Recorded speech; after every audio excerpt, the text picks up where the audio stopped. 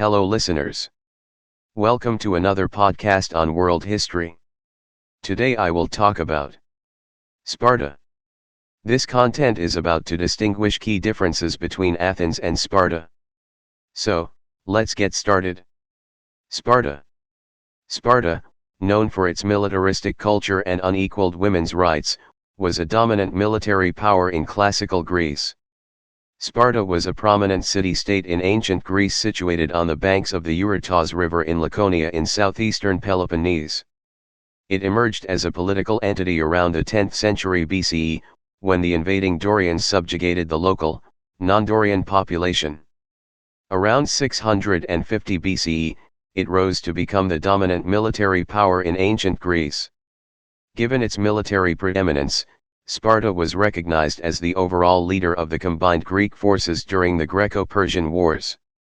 Between 431 and 404 BCE, Sparta was the principal enemy of Athens during the Peloponnesian War, from which it emerged victorious, though at great cost.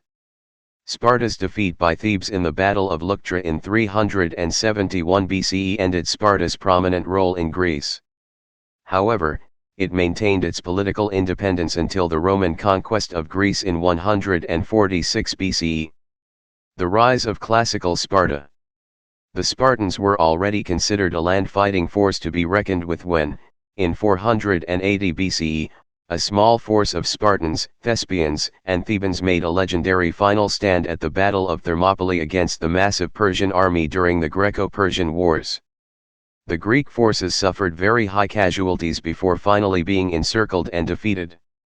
1 year later, Sparta led a Greek alliance against the Persians at the Battle of Plataea, where their superior weaponry, strategy, and bronze armor proved a huge asset in achieving a resounding victory.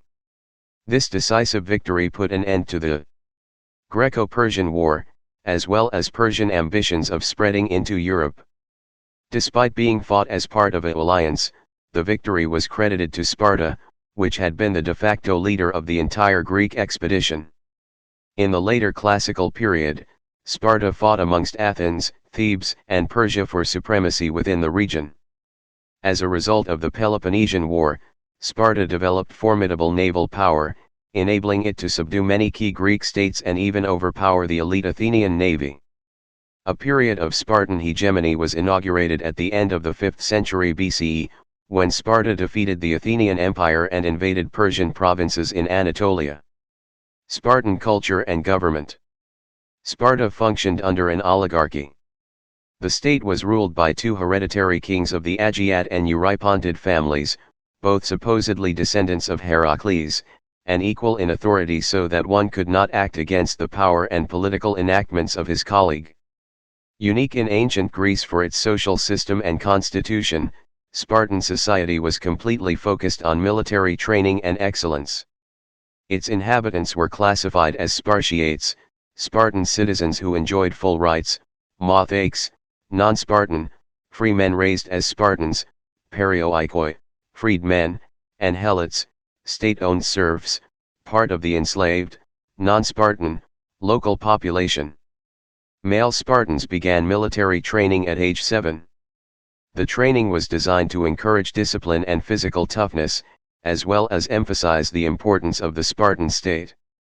Boys lived in communal messes and, according to Xenophon, whose sons attended the agoge, the boys were fed just the right amount for them never to become sluggish through being too full, while also giving them a taste of what it is not to have enough.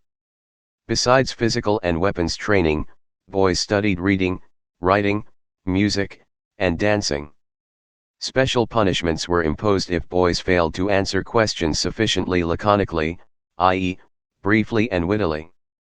At age 20, the Spartan citizen began his membership in one of the syssitia, dining messes or clubs, which were composed of about 15 members each, and were compulsory.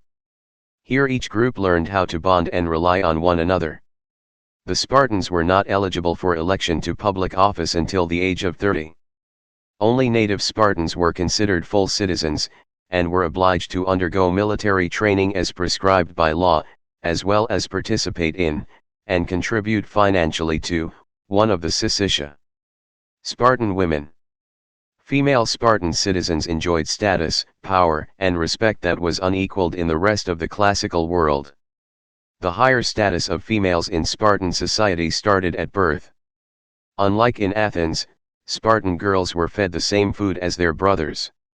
Nor were they confined to their father's house or prevented from exercising or getting fresh air. Spartan women even competed in sports. Most important, rather than being married at the age of 12 or 13, Spartan law forbade the marriage of a girl until she was in her late teens or early 20s. The reasons for delaying marriage were to ensure the birth of healthy children, but the effect was to spare Spartan women the hazards and lasting health damage associated with pregnancy among adolescents. Spartan women, better fed from childhood and fit from exercise, stood a far better chance of reaching old age than their sisters in other Greek cities, where the median life expectancy was 34.6 years, or roughly 10 years below that of men. Unlike Athenian women, who wore heavy, concealing clothes and were rarely seen outside the house, Spartan women wore dresses, peplos, slit up the side to allow freer movement, and moved freely about the city, either walking or driving chariots. Thank you for listening. Don't forget to check out other tracks as well. Show your love by hitting the subscribe button and do like, comment and share, to spread knowledge. See you next time. Till then, keep learning for fun.